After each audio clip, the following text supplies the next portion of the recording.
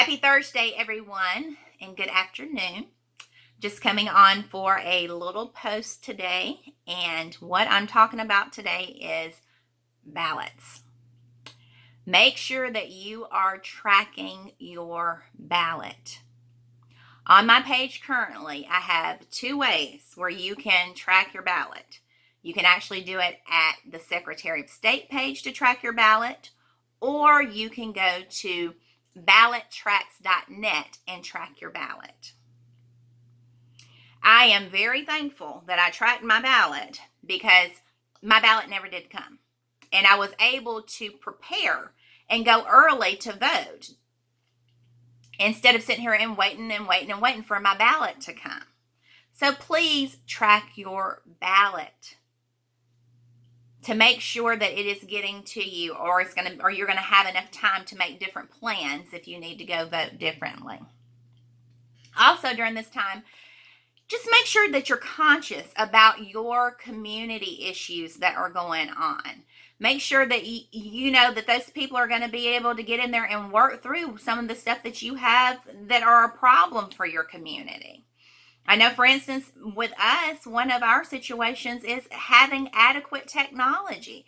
We have been operating our nonprofit out of a rural area.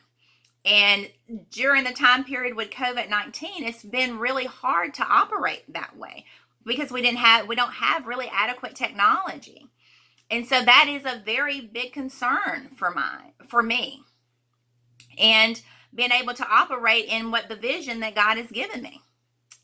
So make sure that you're just conscious of all types of things that affect you, and make sure you're doing research. Do research on people. See, okay, if this is this issue that's out here, is this just because it's election time, the reason they're trying to put something in place now? Or have they really been working, trying to implement things? Really pay attention. Pay attention to those things when you're researching and really doing background checks on the people that you feel like need to get into office. And I know it can be very, very, very frustrating sometimes because I have the same issue with my son, with him. And because sometimes he feels like he's voting and it's not really making a change. But at the same time, we want to make sure that we are doing those things and we're engaged in that process.